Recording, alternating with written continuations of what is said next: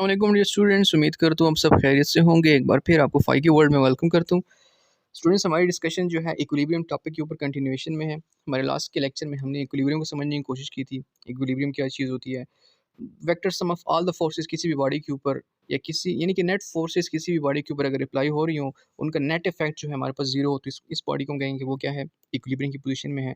हमने फिर फर्दर उसकी कुछ टाइप सीखी थी। एक स्टैटिक इक्विलिब्रियम था और एक स्टैटिक इक्विलिब्रियम था और एक डायनामिक इक्विलिब्रियम था।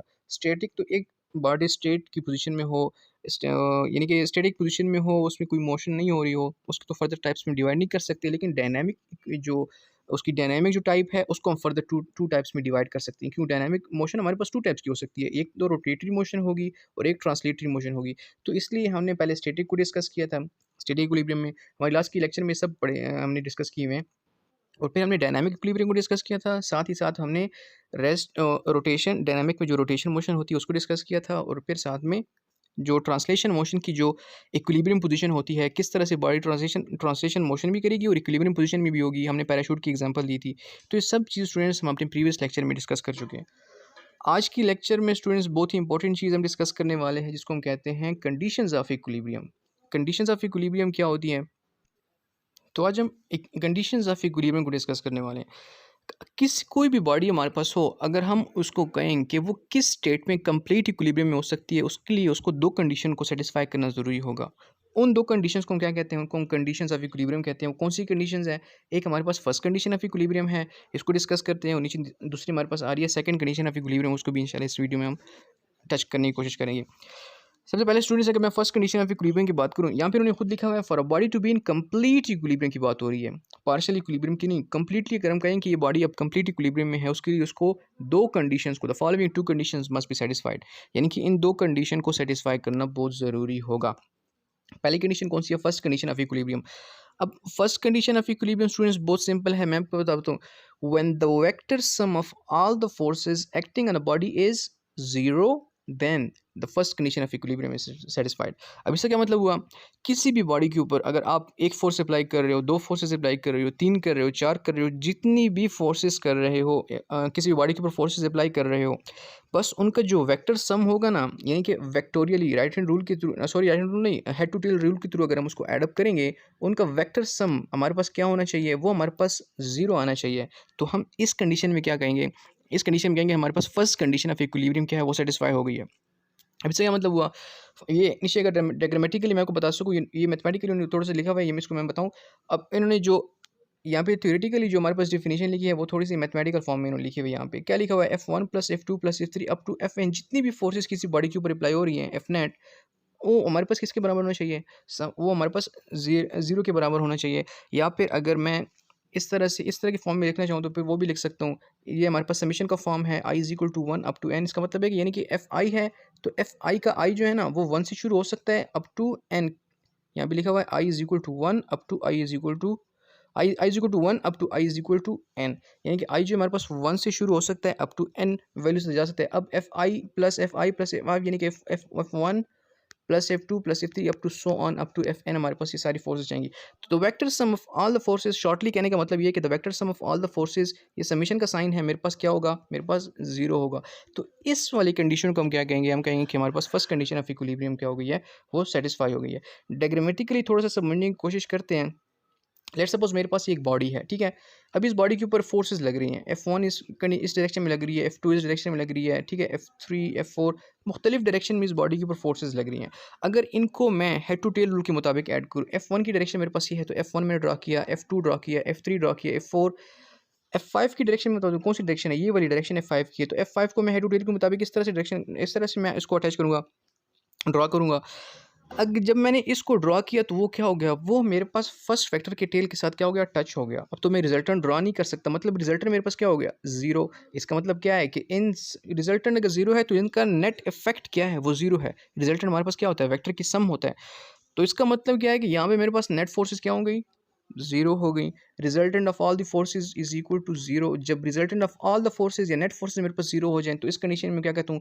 मैं कहता हूँ कि मेरे पास फर्स्ट कंडीशन ऑफ इक्विलिब्रियम क्या हो गई? सेटिस्फाई हो गई स्टूडेंट्स। इसको हम first condition of equilibrium satisfaction कहते हैं।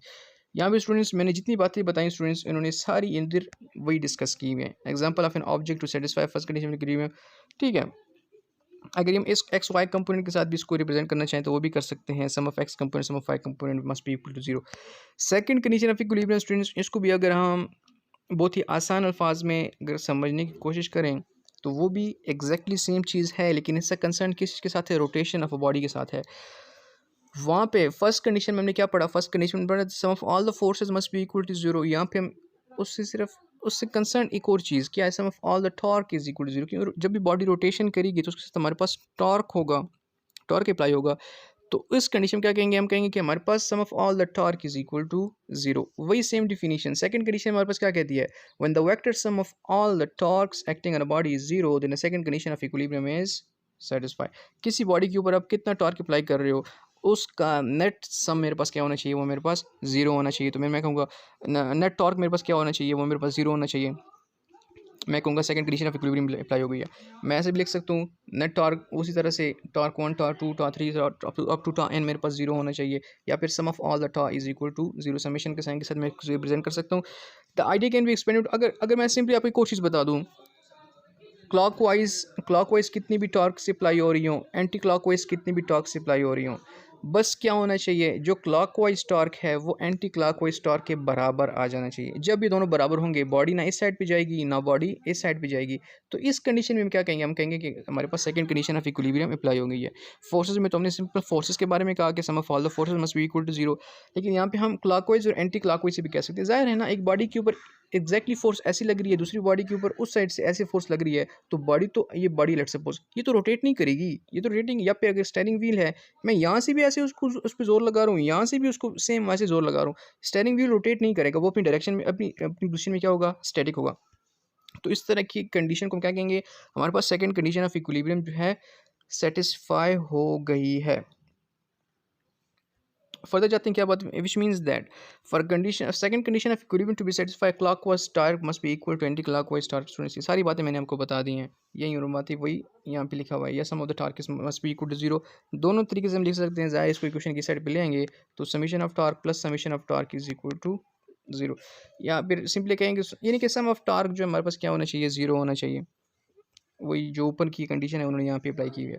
अच्छा, अब यहाँ पे बहुत इंपॉर्टेंट चीज़ है, कंप्लीट इक्विलिब्रियम के बारे में लिखा हुआ है स्टूडेंट्स। कंप्लीट, अब बॉडी जो है वो कंप्लीट इक्विलिब्रियम में कब होगी, मैंने वीडियो के स्टार्ट में आपको बताया कि कंप्लीट इक्विलिब्रियम के लिए दोनों कंडीशंस का सेटिस्फाइड होना ज़रूरी है। यानी कि एक बॉडी अगर फर्स्ट कंडीशन को सेटिस्फाई कर रही है, सेकंड को नहीं कर रही, तो उसको मैं क्या कर सकता, उसको मैं इक्विलिब्रियम में नहीं कह सकता। ये बॉडी कभी भी इक्विलिब्रियम में नहीं हो सकती।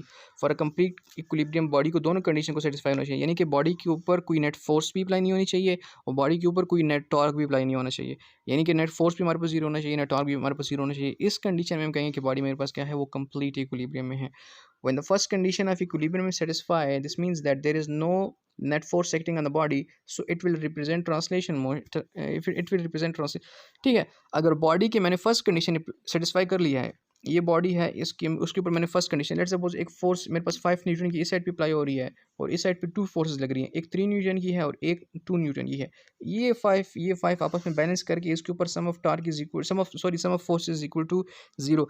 फर्स्ट कंडीशन ऑफ इक्विलिब्रियम तो सेटिस्फाई हो, 5 और 5 आपस में क्या कर रही हैं, दूसरे को बैलेंस कर रही हैं। तो इसका मतलब क्या है कि इसके नेट फोर्स इसके ऊपर जीरो अप्लाई हो रही है, और इसका मतलब क्या है कि इसके ऊपर कोई भी ट्रांसलेशन मोशन जो होगी वो इसके ऊपर पॉसिबल नहीं है। तो हम क्या कह सकते हैं कि हमारे पास फर्स्ट कंडीशन में क्या होगा, हमारे पास ट्रांसलेशन इक्विलिब्रियम बॉडी में आ जाएगी। Net force is equal to zero, उसका नेट फोर्स इज इक्वल तो नेट एक्सेलरेशन हमारे पास क्या होगी, वो भी जीरो होगी। Therefore the first condition guarantees only translation equilibrium.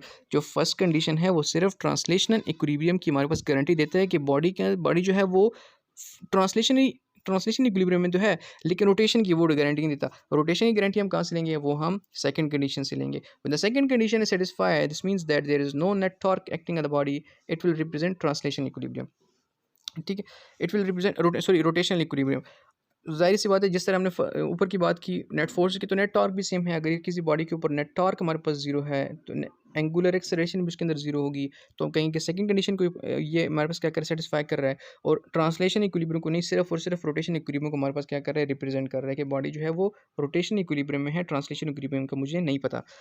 जो ट्रांसलेशन इक्विलिब्रियम है उसको हमने फर्स्ट कंडीशन से सेटिस्फाई कर लिया। अब बॉडी कंप्लीट इक्विलिब्रियम में तब होती है जब वो ट्रांसलेशनली भी इक्विलिब्रियम में हो, रोटेशनली भी इक्विलिब्रियम में हो। तो उसके लिए क्या करना पड़ेगा, दोनों की दोनों कंडीशंस को सेटिस्फाई करना पड़ेगा। हम फिर कह सकते हैं कि हमारे पास ये बॉडी क्या है, ये कंप्लीट इक्विलिब्रियम में है स्टूडेंट्स। ये सारी चीज़ें यहाँ पे डिस्कस हुई हैं। नीचे एक छोटा सा फिगर टाइप डिस्कस हुआ है, इसमें सारी समरी बताई हुई है। मैं आपको सिंपली यहाँ पे बताता हूँ, बहुत ही आसान अल्फाज में है। यहाँ पे अगर मैं आपको बताऊँ, इस बॉडी को अगर हम देखें, इस बॉडी के ऊपर एक फोर्स ये अप्लाई हो रही है और एक फोर्स, सेम फोर्स यहाँ पे भी अप्लाई हो रही है, ठीक है। ये मेरे पास क्या है, ये क्लॉकवाइज फोर्स है। ये मेरे पास क्या है, ये एंटी क्लॉकवाइज फोर्स है। अब इसके अंदर सेकंड कंडीशन तो ऊपर अप्लाई हो रही है, आई मीन सेटिस्फाई हो रही है, ठीक है। सेकंड कंडीशन सेटिस्फाई हो गई, ठीक है। नीचे देखते हैं, नीचे देखते हैं स्टूडेंट्स, मेरे पास एक फोर्स ये और एक फोर्स ये, डबल फोर्सेस ये, दो फोर्सेस मेरे पास अप्लाई हो रही हैं, यानी कि F प्लस एफ 2F, नीचे में मेरे पास क्या है 2F, यानी कि अपवर्ड फोर्सेस और डाउनवर्ड फोर्सेस दोनों आपस में क्या कर रही है, वो एक दूसरे को बैलेंस कर रही है। यानी कि फर्स्ट कंडीशन भी क्या है, वो भी सेटिस्फाई हो रहा है। तो इस बॉडी को मैं कह सकता हूँ, ये बॉडी मेरे पास क्या है, ये मेरे पास कंप्लीट इक्विलिब्रियम में है। ये थोड़ा सा मैं नीचे इसको स्लाइड डाउन करूँगा, पहले फिगर्स को समझा लूँ, फिर आपको समझ आ जाएगी। अच्छा, अगर इस वाले फिगर को मैं देखूँ, इस वाले फिगर को मैं देखूँ सॉरी, यहाँ पे एक फोर्स अप्लाई हो रही है, ठीक है, एक यहाँ पर फोर्स अप्लाई हो रही है।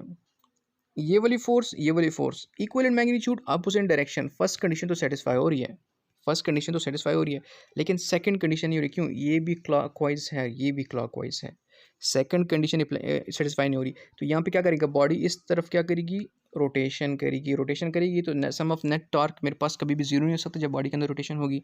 तो इस केस में हम नहीं कह सकते कि बॉडी क्या है, ये कंप्लीट इक्विलिब्रियम में नहीं है। ये हमारे पास फर्स्ट कंडीशन के लिहाज से तो इक्विलिब्रियम में है, लेकिन सेकंड कंडीशन के लिहाज से ये क्या है, मेरे पास इक्विलिब्रियम में नहीं है। अगर इस वाले फिगर को हम देखें, ये भी बहुत सिंपल है, मैं आपको बताता हूँ।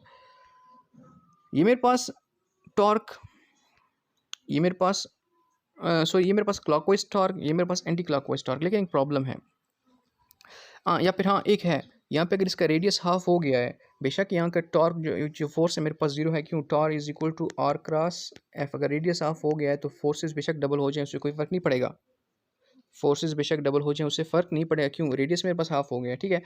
अच्छा, अगर रेडियस हाफ हो गया तो फोर्सेस डबल होने से मेरे पास क्लॉकवाइज टार्क और एंटी क्लॉकवाइज टार्क वो तो बैलेंस हो गए, लेकिन इसमें एक प्रॉब्लम है, ये फोर्सेस भी अपवर्ड है, ये फोर्स भी अपवर्ड है। अब टोटल 3 न्यूटन की फोर्स क्या अपवर्ड डायरेक्शन में अप्लाई हो रही है।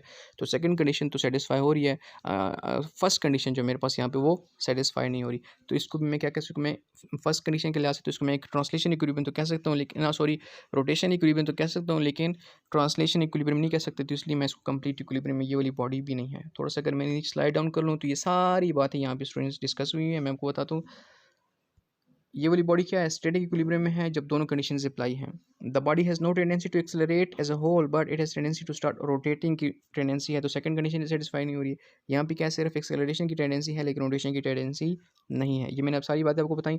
अगर यहाँ पे मैं स्टूडेंट्स आपको बताऊँ तो इन्होंने वही सब कुछ बताया हुआ है कि फर्स्ट कंडीशन भी सेटिस्फाई है, सेकंड कंडीशन भी सेटिस्फाई है। यहाँ पे फर्स्ट कंडीशन सेटिस्फाई है, लेकिन सेकंड कंडीशन सेटिस्फाई नहीं है। क्यों, बॉडी के अंदर रोटेशन प्रोड्यूस हो रही है, ठीक है। यहाँ पे फर्स्ट कंडीशन सेटिस्फाई नहीं है। क्यों, दोनों फोर्सेस अपवर्ड है, तो अपवर्ड बॉडी क्या करेगा, ट्रांसलेशन मोशन करेगा। लेकिन सेकंड कंडीशन क्या, वो मेरे पास सेटिस्फाइड है। तो students that was all about the conditions of equilibrium, first condition और सेकंड कंडीशन। इसके साथ ही हमारे चैप्टर ख़त्म हो गया है। इंशाल्लाह आने वाली मज़ीद वीडियोज़ में हम जो हमारे नेक्स्ट जितने भी लेक्चर्स हैं उनको एक्सप्लोर करने की कोशिश करेंगे। बाकी चैप्टर को इंशाल्लाह बहुत ही आसान कंसेप्ट से समझने की कोशिश करेंगे। तब तक के लिए इजाज़त दीजिए। और स्टूडेंट्स काइंडली आपसे हमेशा एक रिक्वेस्ट होती है कि काइंडली वीडियो को लाइक कर दीजिए और चैनल को सब्सक्राइब कर दीजिए, ताकि हमारी थोड़ी सी हौसला अफजाई हो सके। इंशाल्लाह आने वाली वीडियोज़ में फिर मुलाकात होगी। तब तक के लिए इजाज़त दीजिएगा।